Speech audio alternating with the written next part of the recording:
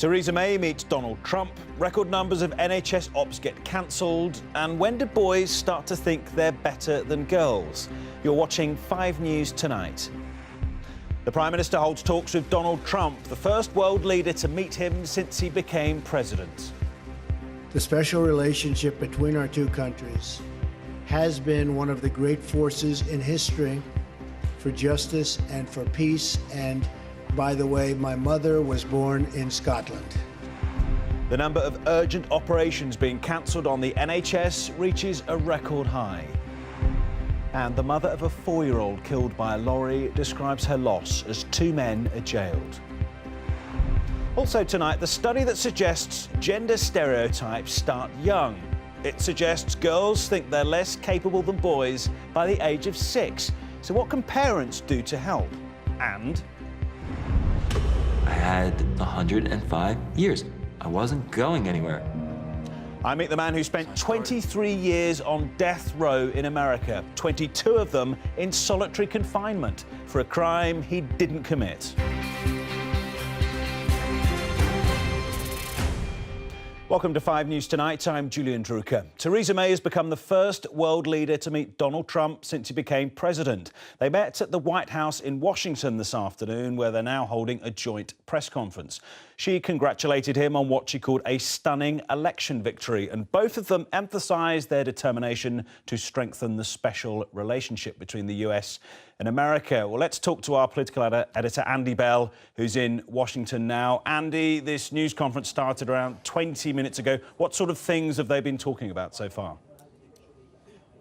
Well, it was interesting, Julian, because clearly these two characters have very different personalities, but Theresa May said to us as we were travelling over here, well, maybe opposites attract. And so far, it has to be said, from what I could see in that press conference, they did seem to be establishing quite a sort of warm relationship. The body language looked pretty good, and they were being pretty positive about each other. Let's have a listen to some of the things that Donald Trump and Theresa May have been saying about each other and about that famous special relationship. I am honored to have Prime Minister Theresa May here for our first official visit from a foreign leader. This is our first visit, so great honor.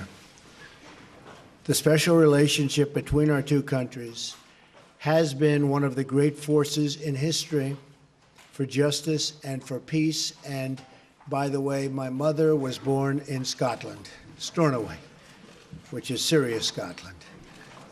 Today, the United States renews our deep bond with Britain, military, financial, cultural, and political. We have one of the great bonds. We pledge our lasting support to this most special relationship. Together, America and the United Kingdom are a beacon for prosperity and the rule of law. That is why the United States respects the sovereignty of the British people and their right of self-determination. A free and independent Britain is a blessing to the world, and our relationship has never been stronger. Both America and Britain understand that governments must be responsive to everyday working people, that governments must represent their own citizens. Madam Prime Minister, we look forward to working closely with you as we strengthen our mutual ties in commerce, business, and foreign affairs. Great days lie ahead for our two peoples and our two countries. On behalf of our nation, I thank you for joining us here today. It's a really great honor. Thank you very much. Well, thank you very much, Mr. President. And can I start by saying that I'm so pleased that I've been able to be here today, and thank you for inviting me so soon after your inauguration. And I'm delighted to be able to congratulate you on what was a stunning election victory. And as you say, the invitation is an indication of the strength and importance of the special relationship that exists between our two countries, a relationship based on the bonds of history, of family, kinship, and common interests. And in a further sign of the importance of that relationship, I have today been able to convey Her Majesty the Queen's hope that President Trump and the First Lady would pay a state visit to the United Kingdom later this year, and I'm delighted that the President has accepted that invitation. Andy, they had warm words for each other, as we just saw there, but Theresa May has had to confront some of these thornier issues as well, hasn't she? Yes, and I was interested, for instance, during that press conference, there was a question about Russia. The President was asked if he was looking at maybe changing any sanctions regime against Russia, and he essentially didn't answer that, whereas Theresa May said that we are absolutely committed to maintaining the current economic sanctions against Russia as a result of what had happened in the Ukraine. But there are other issues indeed as well, for instance, immigration particularly from Muslim countries, and the potential use of torture, which the President has raised, and he was asked about that. For many people in Britain, those sound like alarming beliefs. What do you say to our viewers at home who are worried about some of your views and worried about you becoming the leader of the free world? This was your choice of a question. There goes that relationship. Yeah, there were clearly some moments there that the President wasn't particularly comfortable with, and particularly like when he was facing that sort of question. But by the end of the press conference, it did seem as if Theresa May and Donald Trump had got the press conference back on track a little bit, and we're getting on a bit better. But I think we're going to get along very well. You know, it's interesting because I am a people person. I think you are also, Theresa. And I can often tell how I get along with somebody very early, and I believe we're going to have a fantastic relationship. Andy, what have you made of this meeting so far? There are reports from some of the White House pool correspondents that the two of them even held hands before they went into that press conference, just very briefly on the ramp, apparently. There is some body language. They do seem to get on, don't they? Well, I can't say exactly whether that happened as you've described it, but certainly I was struck by some of the words that Theresa May was using. You know, she talked about Donald Trump's stunning victory, and definitely was keen to say that, as far as she was concerned, both countries are in the sort of process of renewing themselves. In the case of Britain, sort of after Brexit, and presumably the implication being in the case of the United States after the election of Donald Trump. So certainly I think there was some more warm words between them, and the atmosphere between them seems to be pretty good. Of course, they have got some pretty tricky things to discuss in private. Andy, fascinating. Thank you so much for that. Now, the number of cancelled urgent operations has risen to a record high. In England, that figure is now over 4,000. That is up 8% from the year before and up 27% since 2014. As our health correspondent Catherine Jones reports, all of that is having a knock-on effect. Bruce's life is on hold. He's fighting pancreatic cancer, but the surgery that should have removed the tumour has twice been cancelled, the second time just half an hour before the operation. Obviously, you feel gutted because you've worked yourself up to having the operation. It's our life stopped really because of the cancellation, and feel very upset about it. Not something that's a nice feeling to have, knowing that it's still in there when it needn't be, for lack of a bed. Hospitals struggling to free up beds is now a nationwide problem. So with our help, Bruce asked England's chief nursing officer what's causing it. Why is there a lack of acute beds when they're needed most, especially in the winter times? Organisations open extra beds and have extra capacity. But it's clearly not enough. His operation's been cancelled twice. Clearly for him that is an absolutely awful thing to go through, and I can only apologise because it must be devastating for him and his family. We have had a significant increase in demand, and we've had a Not an unpredicted increase in demand. You knew people are getting older. You knew people were getting sicker. You knew social care had been cut. We predicted an increase. We knew it would happen. I think what's happened this winter is that we've seen more than we had predicted. We've had an increase in A&E attendances, we've had an increase in emergency admissions, and we've had an increase in the number of people that are fit to leave hospital but have been unable to. And that means not only the scrapping of some urgent operations, but also a growing backlog of cancelled non-urgent surgery. there will be a price to pay for that later when they will have to catch up with that, which may include having to pay very high overtime rates to their own staff and doctors to come in and do that surgery, or to buy it from the private sector to fill the gap. Bruce has a new date for his surgery in a fortnight. But as hospitals battle to clear their backlogs of operations, many patients like him will continue to feel the impact. Catherine Jones, 5 News. Her love, laughter and singing, which delighted us all, no longer fills every corner of our home. Those were the words of 4-year-old Mitzi Steady's mother in court today. Her daughter was killed when a lorry went out of control in Bristol due to faulty brakes. Mitzi died along with 3 other people. A lorry firm owner and a mechanic have been jailed for manslaughter after failing to carry out proper safety checks. Layla Hayes reports. 4-year-old Mitzi Steady was described in court as a bright, lively, beautiful little girl. But 2 years ago she was killed in an accident which the court heard should never have happened. She was one of 4 people who died when a 32-ton tipper truck crashed into cars and pedestrians as it travelled down a steep hill in Bath. Mitzi was crossing the road with her grandmother, who survived but had to have both legs amputated. Today, Mitzi's mother told the court her family are now distraught, and many were in tears as she read out a statement. In it, she said, "My husband and I are heartbroken that Mitzi will not get to live her life to the fullest, will never have her first day at school, learn to read, have best friends to giggle and play with. The list is endless." Also killed that day were 59-year-old father Robert Parker, 52-year-old grandfather Philip Allen and 34-year-old Stephen Vaughan. Stephen's wife Sian told the court they had only been married 6 months before the crash, and at the age of 33 she became a widow. The truck's driver, 20-year-old Philip Potter, seen here at an earlier appearance, was cleared of all charges after the court heard the truck's brakes had failed. But 30-year-old haulage boss Matthew Gordon was sentenced to 7.5 years for manslaughter after the court was told his company failed to carry out correct safety checks.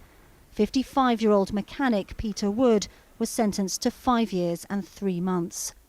Sentencing the 2 men, the judge said these were truly serious offences. He said the brakes of the truck were in an appallingly bad condition. They were cavalier about safety, he said, and their actions had devastated lives. Police said they had a blatant disregard for safety. As a company owner, Matthew Gordon had no transport manager and effectively flouted every regulation which had been put in place to ensure public safety and employee safety.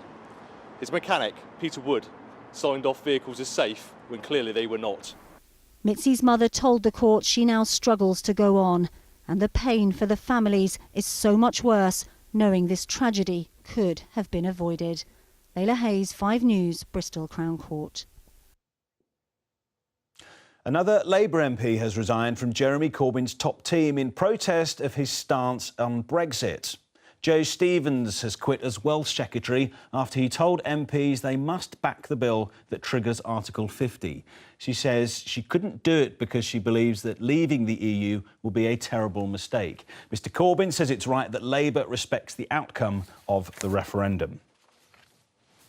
Well, we know these days that someone's gender should be no barrier to what they can achieve, but it seems that those old stereotypes do start to creep in at an early age. A study in America suggests that girls begin to think they are less talented than boys at the age of 6. In fact, researchers found that at the age of 5, there was very little difference between girls' and boys' perception of their abilities. And within a year, girls started to doubt themselves far more. So does that affect children's ambitions in things like their jobs? Well, with me is child psychologist Lauren Antrobus.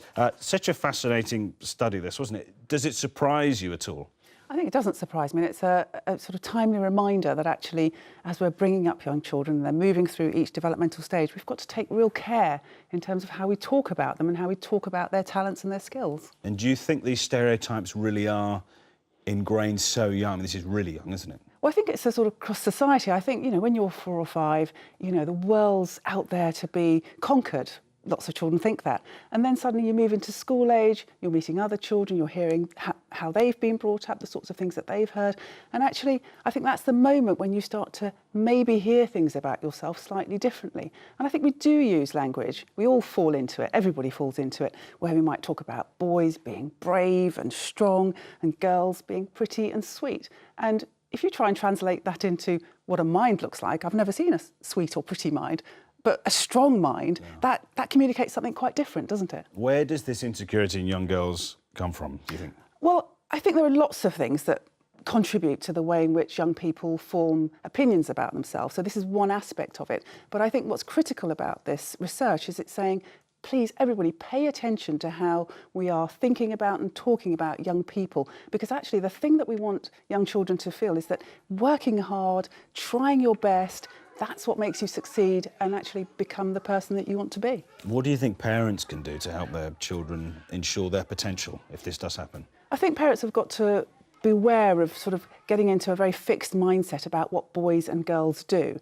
And I think that still can trickle through. I think what you're trying to say to your child is you can be anything. That's certainly what I think people feel much more comfortable saying when their children are at a much earlier age. But suddenly something seems to slightly shift in their mind. So it's about working hard, playing hard, doing your best. And we've shown, actually, I think the research shows that if that's the message, you really do believe that you can do anything. And this is something you have noticed. I mean, you didn't need this study to tell you this, really. I don't think any of us needed this study, but we all need that jolt. We all need that reminder that actually our rather fixed way of thinking about girls and boys and what they can do, they're absolutely lapping this up if we're talking about it in front of them, so we've got to be really careful. Interesting stuff. Lauren, thank you so much for that. Thank you. Coming up on 5 News tonight, we hear from the woman whose life was saved by doctors who removed her lungs for 6 days. And Ant and Dec get gongs from Prince Charles and tell us they'd love to see him in the jungle.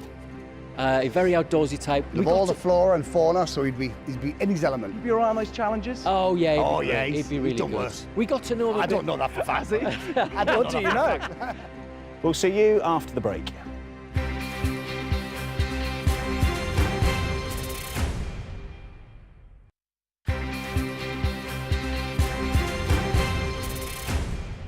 Welcome back. You're watching 5 News Tonight. It was a feat medical professionals didn't know was possible, surviving without lungs for 6 days. Melissa Benoit was dying, her lungs severely infected, when Canadian doctors took the difficult decision to remove them in the hope they could keep her alive until a transplant became available. She's been speaking to Olivia Kinsley. So this is my daughter, Olivia, and this is my mom, Sue. With her family by her side, Melissa Benoit and her new lungs are getting stronger. Grandma. Yeah, that's Grandma, yes. Melissa has been recovering from a groundbreaking operation. She had cystic fibrosis and went into hospital with a severe lung infection. It spread through her body and she fell unconscious, her organs shutting down. To save her life, the doctor's only option was to take her lungs out. They put their own careers on the line. They took a chance just as much as we did. And my family, they followed what wishes I would have chosen, but they were brave to follow through with that in the face of such adversity at the time. The medical team in Toronto kept Melissa alive for 6 days with pumps and machines while doctors searched for a double lung donor. Usually with a transplant, replacement lungs are put in within just a few hours.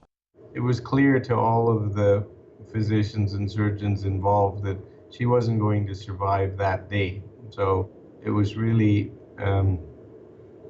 the only option we had. She's been making a steady recovery, her husband Chris and 2-year-old daughter Olivia alongside all the way. The whole family are so glad they risked the operation.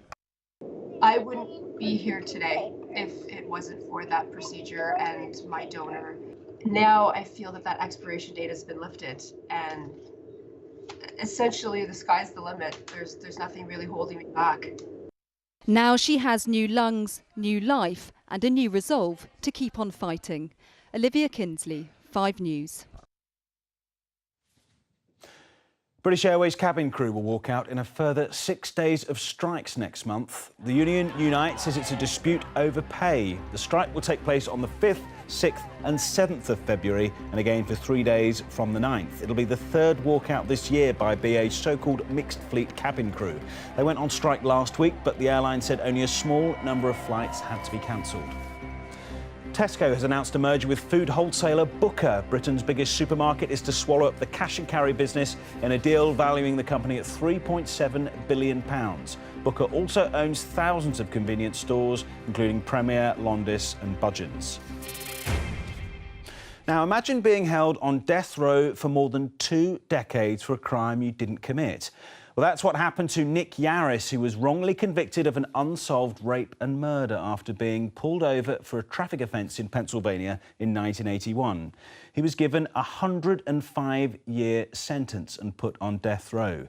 Now, for 22 of his 23 years in jail, he was in solitary confinement. For the last 14 years, he had no physical contact with any other human being.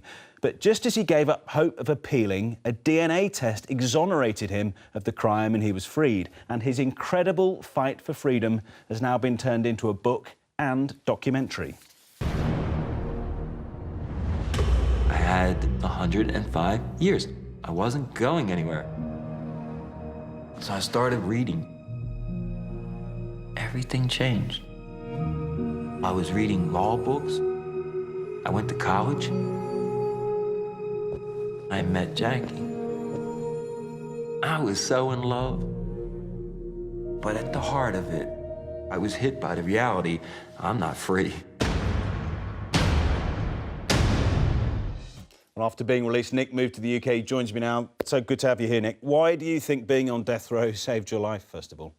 It gave me a chance to have a break from all of my childhood problems. I actually used my education in prison to develop myself well enough so that when I got out, I would be able to acclimate again to society. It's really difficult to get out and have no education to come back. And I think that's one of the best parts of seeing that imagery is how hard I worked on my education. And you read beautifully, which I love. It's a very hard thing that we really want to keep at, you know? And no human contact for 14 years. I mean, what on earth was that like? It was hard because I was not allowed to be touched physically after I escaped from death row in 1985. And it was a really demeaning thing that was done to me physically that I tried to compensate with. So now I find myself extra loving and stuff because of it. I've tried to take every negative of it and turn it into a positive experience for that reason. You were the first man on death row in the US to ask for DNA testing. Why did you think of doing that? What was it? I knew I was innocent in 1988, and I was at the forefront of DNA testing. Unfortunately, that's when they tried to professionally murder me. So for 15 years, the state of Pennsylvania tried to destroy all the evidence or dissuade me from the testing.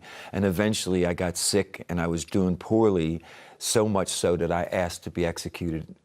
The state has never apologized, has it? No, and I'm glad that they won't because it's nothing to do with my healing. And that's why I love the fact that I'm going forth with showing how important it is to not take life personally. No matter what befalls you, son, all the things that are hurting you, you hurt yourself over them. You create your own misery and how you feel about them or if you want to let it go. And I've strived so hard in the 13 years of my freedom since the point of my release to use kindness and meticulous politeness to give myself a healing. And studies are now showing that what I've done is actually tapped into the forefront of being in the healing of my own mind in that way. What goes through your mind, though, in solitary confinement? All of your mistakes. So what it is you have no new sensory input and you're left there with every mistake you ever made and you beat yourself and you torment yourself or you lament and you miss and there's no new input and you beat yourself and you beat yourself. Or at some point you have to realize it's time to live again, no matter the situation. And I did. I loved that. I read over 10,000 books. I went to university. I was the foremost lay knowledgeable person in DNA. I wrote to Sir Alec Jeffreys for 12 years. I did everything imaginable so that on the day that they executed me, I could be at peace. And you were released, you decided to come to the UK? Yeah, I spoke before Parliament in 2004, and I was launching a different type of effort at the time to fight the death penalty. And then I moved to the United Kingdom, completely fell in love with this country, and got in touch with my English and Irish roots biologically. So I wrote my first book, and I'm now promoting it, The Fear of 13, which can be found.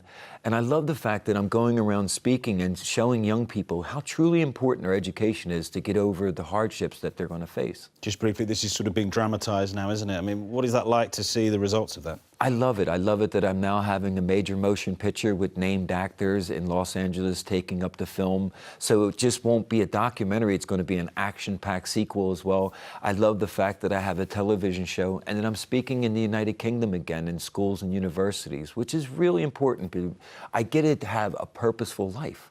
That's what you would want after all that misery, isn't it? It's an amazing story. Thank you so much for that, Nick. Really, really fascinating. I love meeting you. Thank you, sir. Thanks, Nick. OK, normally they are inseparable as the country's best-known double act, but today Ant and Dec were forced to briefly split up. Don't worry, though, it was just for a few minutes, so the Tyneside TV stars could individually receive their OBEs. Mr Declan Donnelly, Mr Anthony McPartlin.